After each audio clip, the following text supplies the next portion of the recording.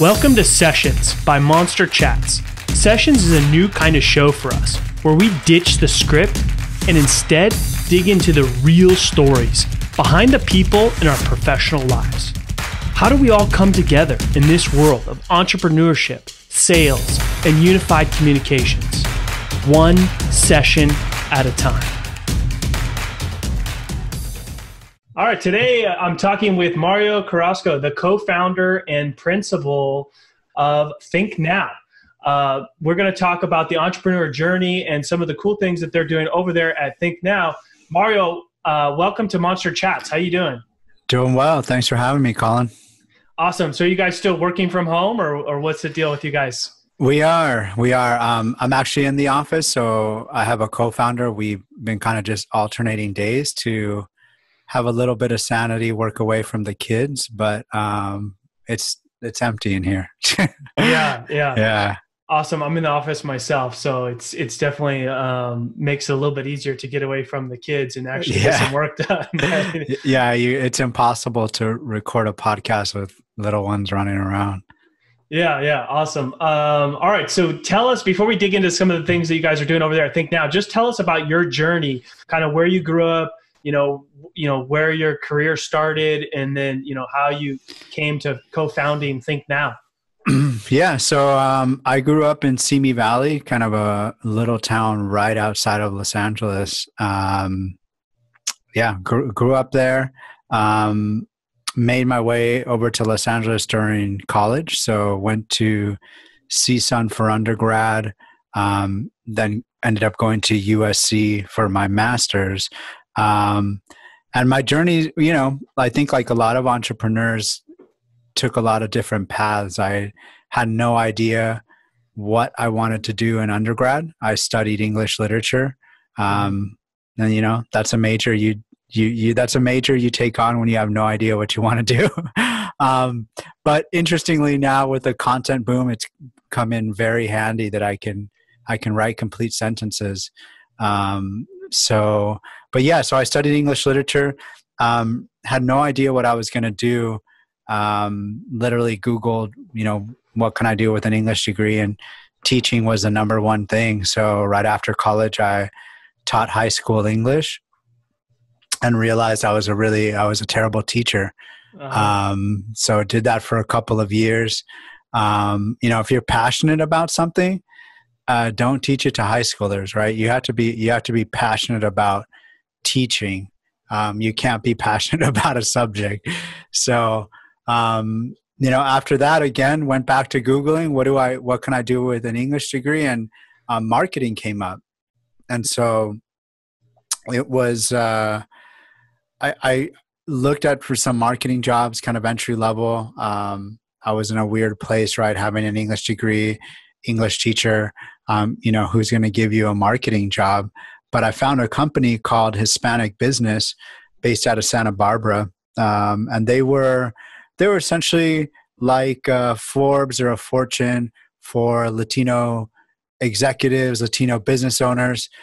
Did some research prior to applying, and the founder was actually an English literature major himself and professor. So reached out, kind of did the heartfelt email, and he gave me an opportunity. And that really changed the trajectory of my career. And introduced a part of my background being Mexican American, first generation. I'm bilingual, speak Spanish. Never really incorporated that in my professional career, but this job allowed me to do that. And also there was some trends happening, after the 2000 census. Marketers were scrambling because the growth of the Hispanic population was grossly underestimated. And when the 2000 census came out, companies, brands realized, wow, there's a large U.S. Hispanic population that we're really not capturing. And so I was able to get this job, find this niche at the time.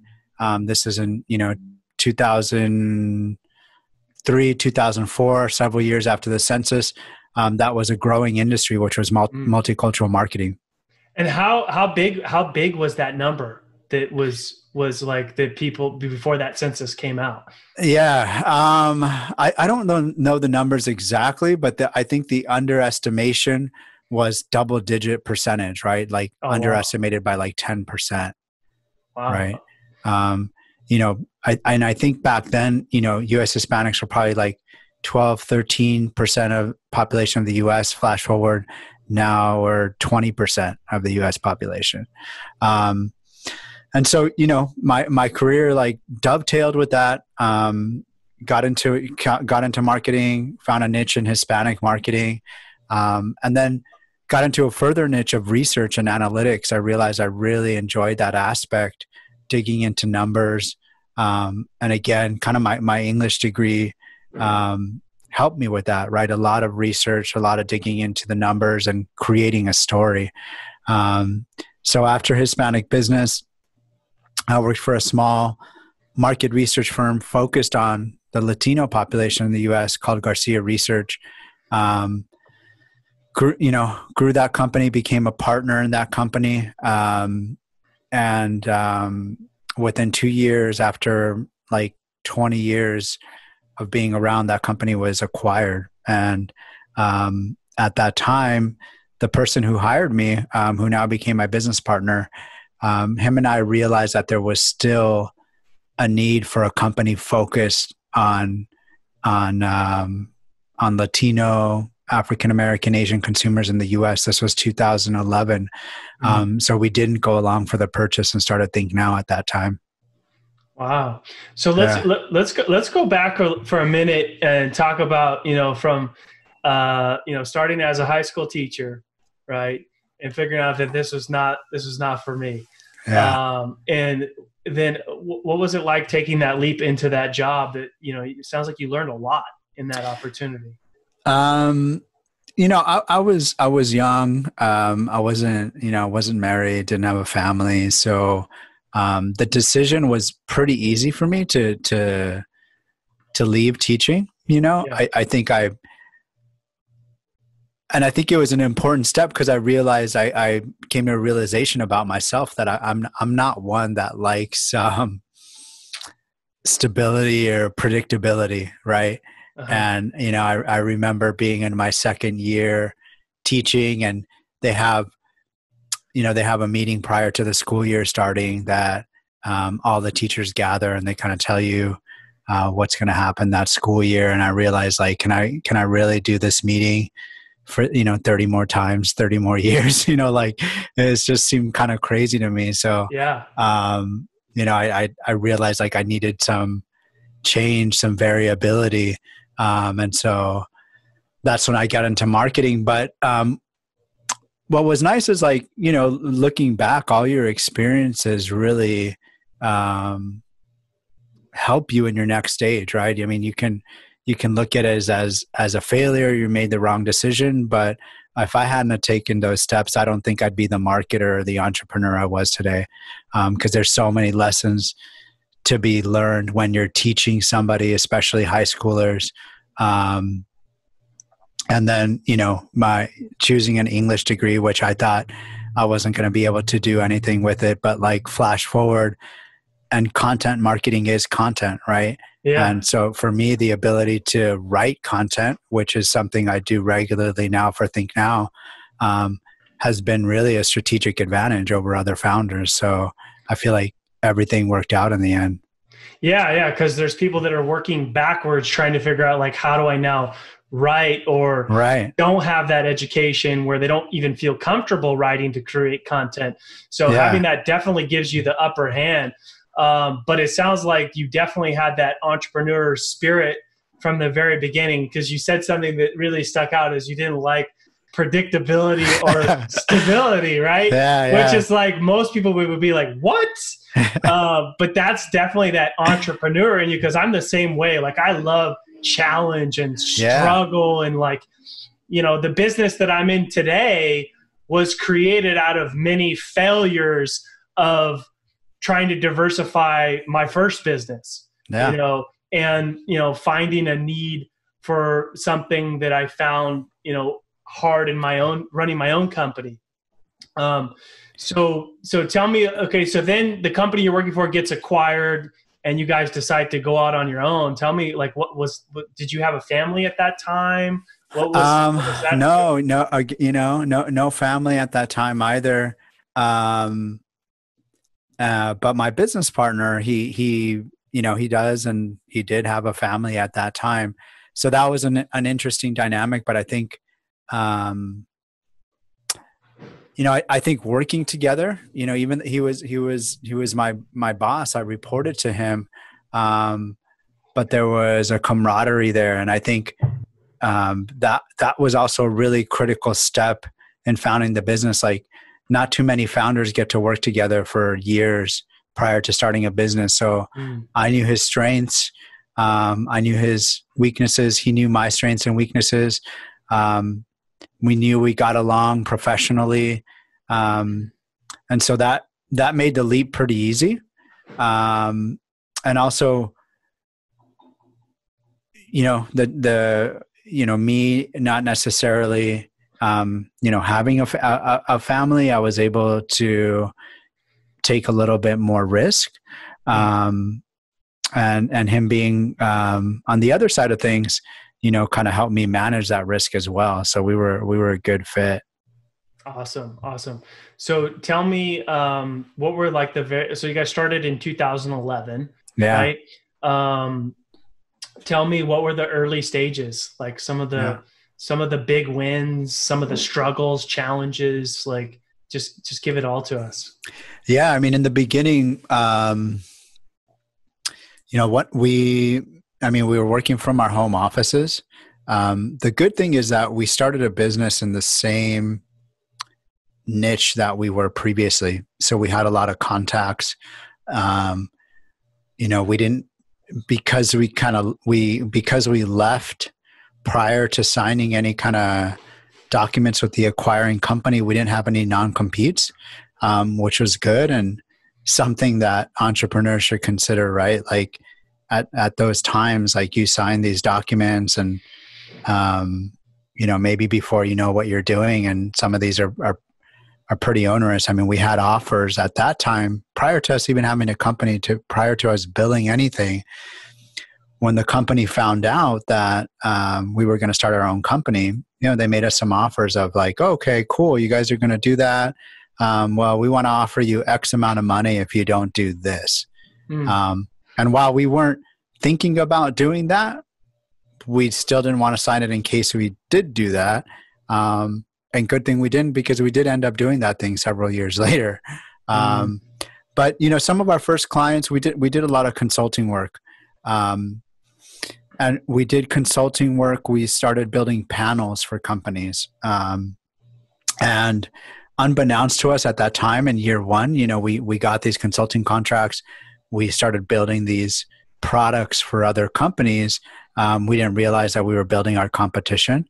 But that's okay. It gave us, consulting is great because it's little to no investment, right? You're just charging for your hours. So that allowed us to be profitable from day one. And then large companies started to come to us, just from, putting our shingle out there, the connections that we had. I mean, I remember my business partner has like a little ADU in his backyard. And we were talking to McDonald's, and we're in this tiny kind of, essentially what's a shed. So it's, and we had like a patio table in there, and we're talking to McDonald's about contracts. So that's something I'll never forget from the early days, right? Pretending to be this big corporation. And just two guys in a shed on a picnic table. Yeah, it's kind of funny because a lot of companies early on, 10 years ago plus, a lot of small companies wanted people to think they're bigger. Yeah. And now I've seen a bit of a shift, and maybe you'll agree with this, where a lot of companies actually prefer working with a smaller, more boutique, medium-sized company where they're going to get more love, more attention, and that they really matter to that company. For sure. And that's our ethos, right? small boutique, but also really focused on what we do about multicultural consumers. I mean, our whole pitch is that multicultural consumers comprise, 30-40% of the US population. And whereas most market research companies, they might have a section of the company, a guy, a girl that heads it up. Like, we are a company just dedicated to that. And when that's a consumer makes up 30 to 40%, you need a company that's 100% dedicated, not just a division. Mm-hmm. So how has the company changed over time from being in that back ADU, doing more just kind of consulting gigs? Kind of where is it? Tell us a little bit where it's at today, and so wins that you guys have had. We had the benefit of working again for a company that was very similar to what we were doing right now, and we saw all the good decisions that were made by the founder and all the bad decisions, and we never wanted to build a company. We don't believe in if you build it, they will come. It's the opposite. We wanted to build things that our clients were asking us for. And so when we started the company, we had an idea of the type of research products that we wanted, but our clients were coming to us for the type of work that we did previously. And we didn't want to do that because it was high overhead. You had to hire a lot of people. But we kept on getting these asks, and we were outsourcing a lot of it, right? We would put in the knowledge in the front end, kind of designing the research, but then we would outsource a lot of it. And so a lot of the early days was just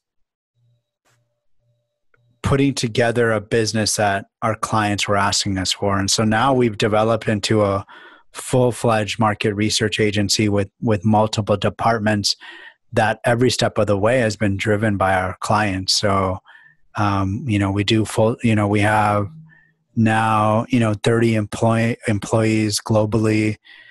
We have a full service market research division where we're working with Facebook, Google, Honda, ARP on helping them understand multicultural consumers. And that means they come to us for their objective. We sit down, design the research for them, execute it, find respondents for their surveys, and give them a presentation.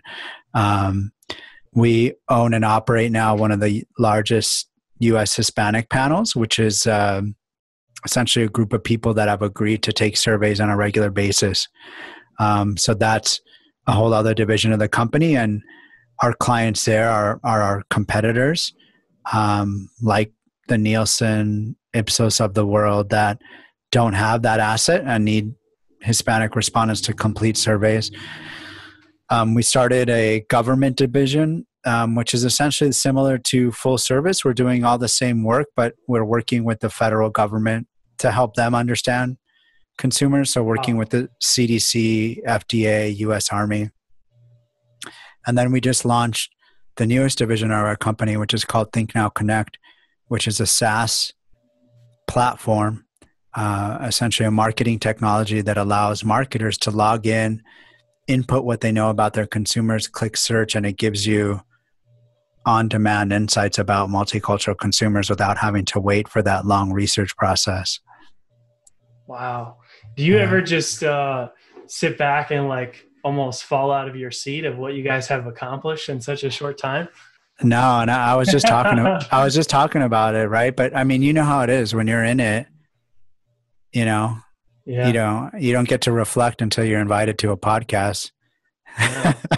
I mean, could you ever imagine that when you first started this company, it would be what it is today?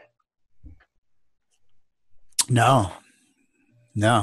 Which is the great thing about what we do, right? Like, every day's new. You don't know where it's going to evolve. And I think the biggest or the coolest thing that I didn't expect at all was how integral the people you hire are, right? Like, I mean, I work with some amazing people like that, if not for them, our company wouldn't be where it is. It's just amazing to have people believe in your vision and take it your companies, help you take your company somewhere you never thought it would be. I mean, I think that's like one of the most fulfilling parts of this. Oh yeah, absolutely. Absolutely. Hey man, thanks so much, Mario. I really appreciate you coming on Monster Chats today. Before I let you go, tell people where they can find you online, where they can find out more about your company, and anything else you want to let people know. Yeah, so we're pretty active across social. Our company is ThinkNow, one word, ThinkNow. We're on LinkedIn at ThinkNow, Twitter at ThinkNow Tweets, Facebook at ThinkNow. If you want to find me, I'm pretty active across social as well. On LinkedIn, Mario, X as an X-ray, Carrasco, Carrasco. Same on Twitter and Facebook. Then we have a podcast as well where we are talking to researchers and marketers focused on multicultural consumers. So if you're interested in issues about diversity, multicultural marketing, you can check out our podcast, The New Mainstream. That's on Apple Podcasts, Google Play, SoundCloud. Awesome. Thanks, Mario. Really appreciate you coming on here. If you're listening to the podcast, please subscribe, share with your friends, and we're listening for your feedback. The show is all about you. Thank you for tuning in to another episode of Sessions by Monster Chats, presented to you by Monster VoIP. Monster VoIP started frankly because we were sick and tired of getting gouged on our business phone bill and getting dropped calls all of the time. Today, Monster VoIP serves over 6,000 customers and is passionate about saving businesses money and giving them the features that they need in a modern tech stack for today's companies. Text TRIAL to 424-378-6966 to get your free trial of Monster VoIP.